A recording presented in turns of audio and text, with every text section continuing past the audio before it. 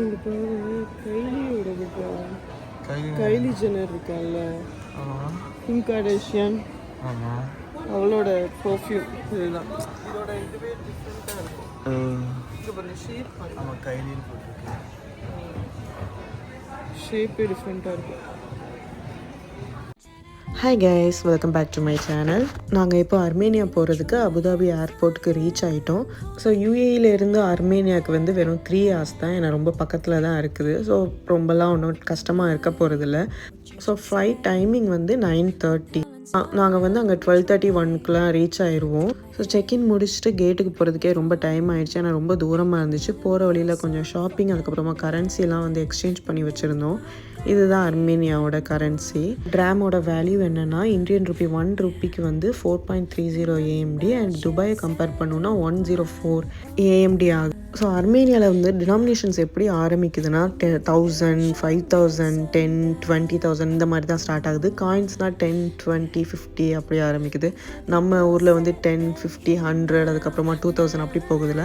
அதுதான் வந்து இங்கே 1,000, 5,000 அந்த மாதிரி இருக்குது. ஸோ கரன்சி வேல்யூ வந்து துபாயை கம்பேர் பண்ணுறப்ப எப்படி சொல்கிறதுனா 180 வந்து 104 அர்மேனியன் ட்ராம் தருவாங்க.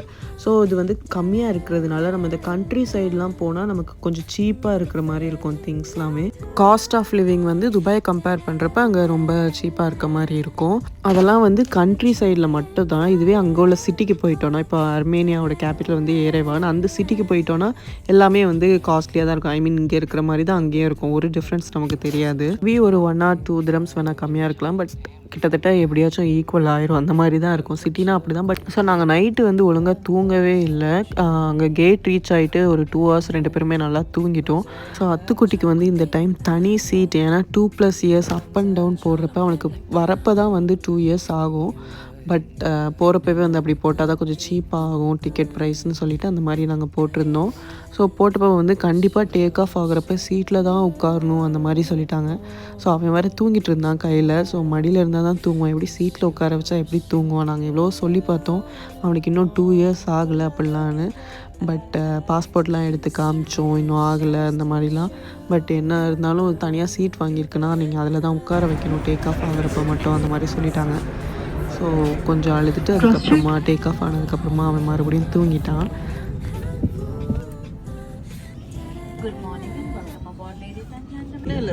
கொஞ்ச நேரம் வச்சுக்கோ.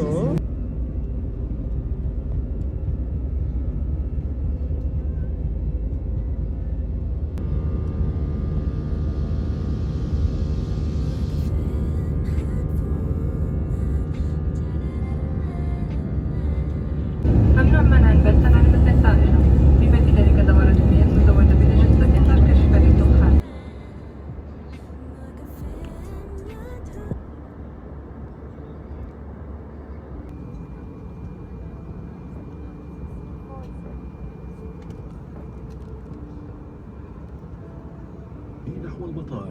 يرجى العلم بأنه سيتم إيقاف خدمة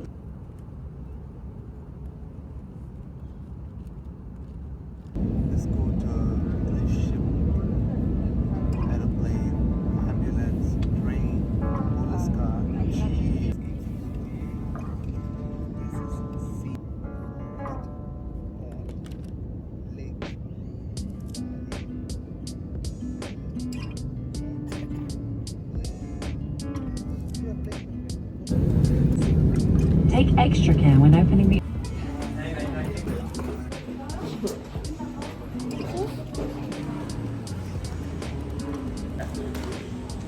இது பாரு.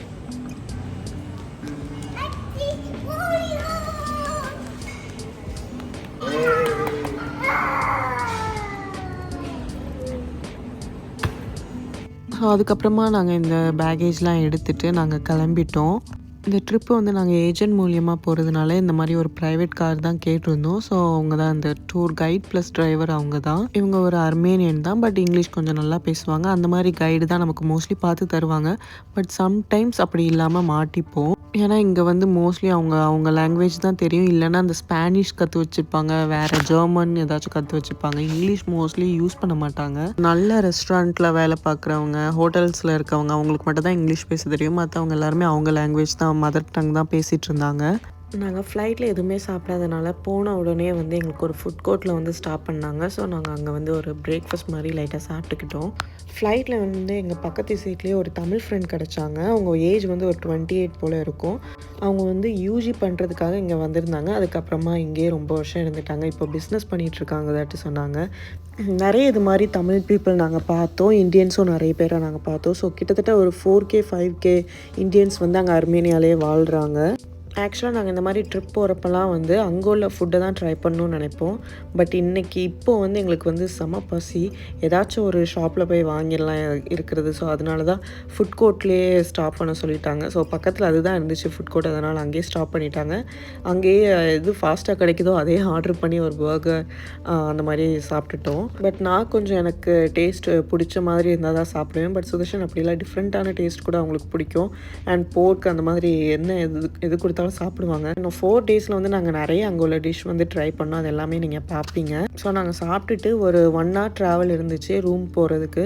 ஃபஸ்ட்டு 2 days நாங்கள் எங்கே போகிறோன்னா சிட்டியில் இல்லாமல் கண்ட்ரி சைட் தான் போகிறோம். சக்கதார்னு ஒரு பிளேஸ்க்கு தான் போகிறோம். அது வந்து ஃபுல் அண்ட் ஃபுல் எங்கே இருக்குன்னா மவுண்டன் மேலே தான் இருக்குது, மலை மேலே தான் இருக்குது. ஸோ பேசிக்காக இந்த கண்ட்ரியே வந்து ஒரு மலை மேலே தான் இருக்குது.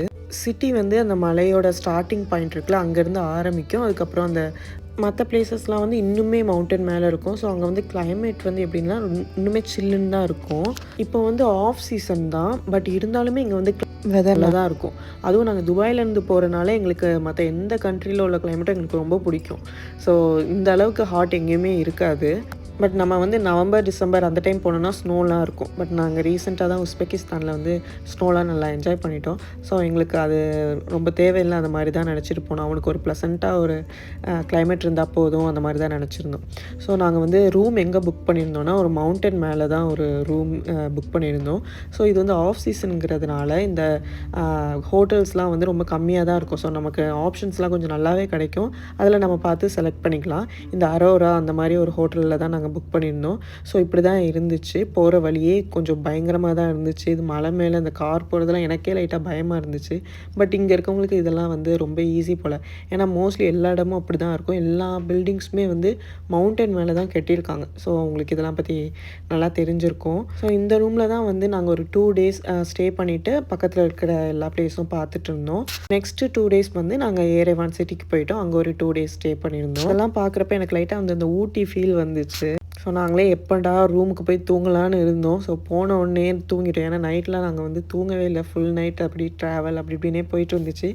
ஸோ நாங்கள் ரூமில் போய் நல்லா தூங்கிட்டு அதுக்கப்புறமா நைட் எழுந்திரிச்சு வெளியே போயிருந்தோம். இந்த அர்மேனியா சீரீஸ் ஃபுல்லாக மிஸ் பண்ணாமல் பார்க்குறதுக்கு subscribe to our channel. And உங்களுக்கு இந்த வீடியோ பிடிச்சிருந்துச்சுன்னா லைக் பண்ணுங்கள், ஷேர் பண்ணுங்கள். உங்களுக்கு ஏதாச்சும் டவுட் இருந்துச்சுன்னா கமெண்ட் பண்ணுங்கள். நான் கண்டிப்பாக அதுக்கு ரிப்ளை பண்ணுவேன். நெக்ஸ்ட் ஒரு சூப்பரான வீடியோவில் மீட் பண்ணலாம். until then bye.